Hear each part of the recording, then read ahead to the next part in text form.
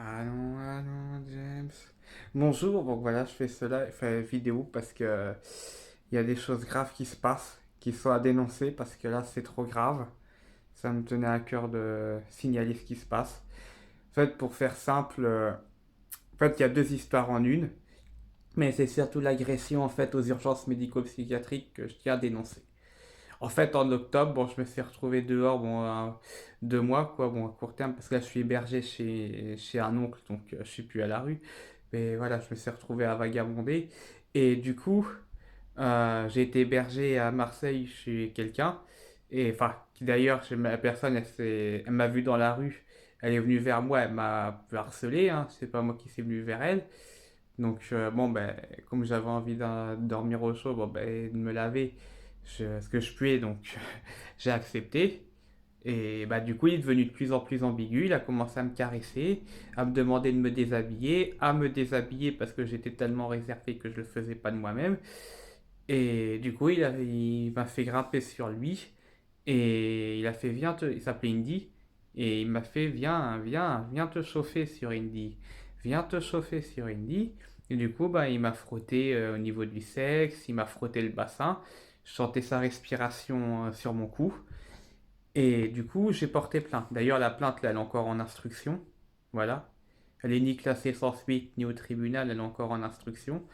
Et je devrais être convoqué par l'ANS, là, cette fois, parce que le dossier a été transféré. Et du coup, j'ai été aux urgences médico-psychiatriques parce que j'étais choqué.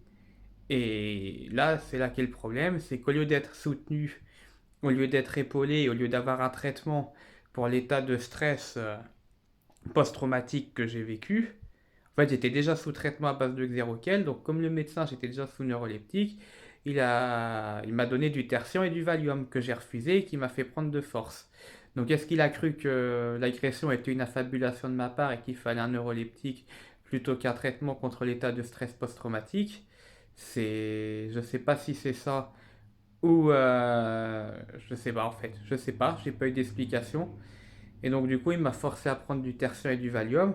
Alors, est-ce qu'il me croit fabulateur au niveau de l'agression ou est-ce qu'il il me croit quand même que j'ai été agressé, mais que suite à l'agression, j'avais des délires dus au choc? Ça, je connais pas l'interprétation de ce médecin remplaçant, mais il m'a forcé à prendre du tertiaire et du Valium que j'ai refusé. Et du coup, il a fait obstruction à la porte parce que j'essayais de sortir de la chambre.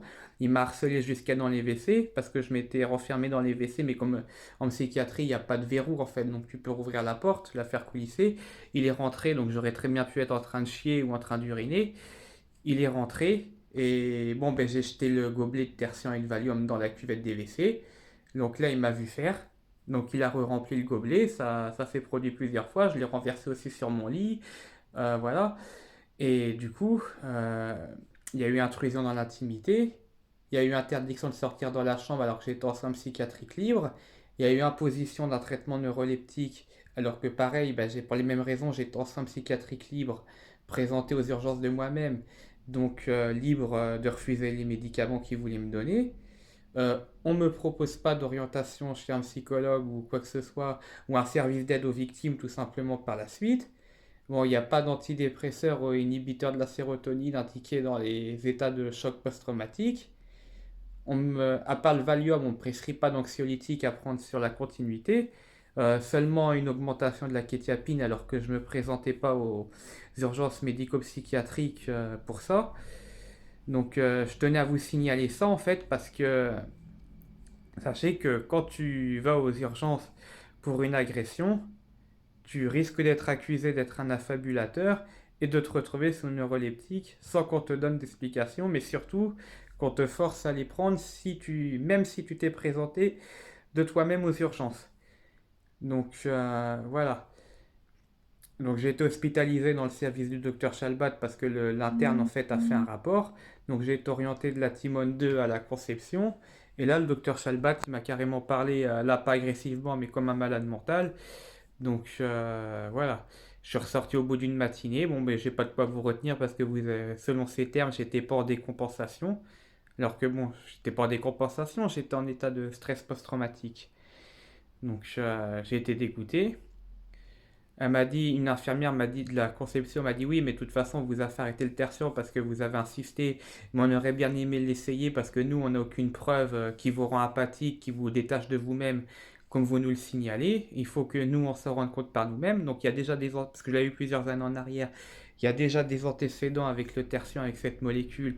On me la redonne, mais il faut quand même me la redonner pour s'assurer que ce que je dis est bien la vérité. Donc, c'est bien la preuve que au jour d'aujourd'hui, en 2020, quand tu es agressé et que tu as des antécédents, on te prend pour un affabulateur.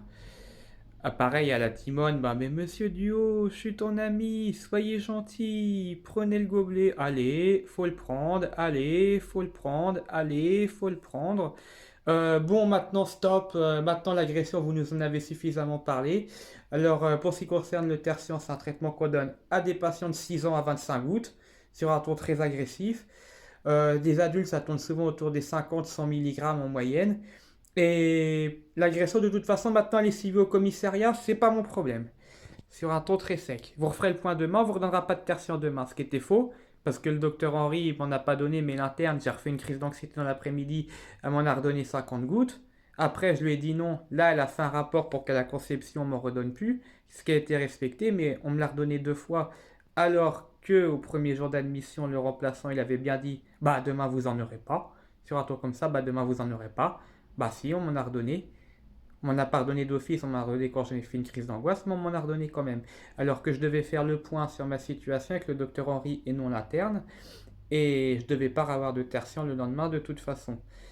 Donc voilà. Ah, aussi, le docteur Chalbat à la conception m'a aussi sorti sans me dire que j'affabulais. Est-ce que vous fumez? Est-ce que vous buvez de l'alcool? Parce que vos histoires, elles sont quand même lourdes. Elles sont quand même bizarres, monsieur. Donc voilà, j'ai pas été entendu.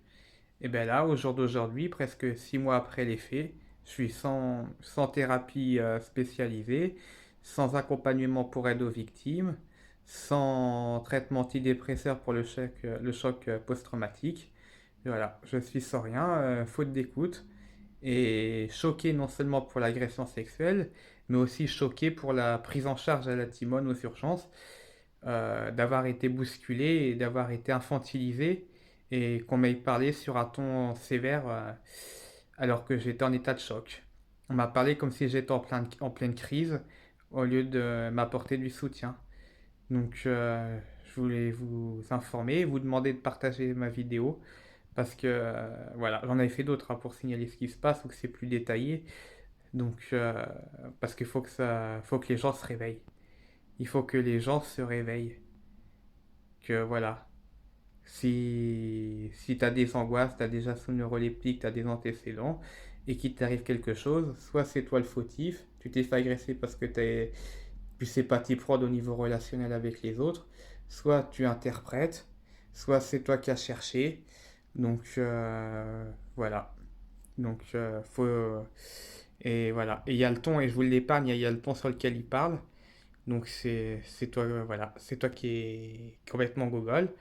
Et la personne, bien sûr, agresseur, bah, elle est sans traitement. Vous en faites pas.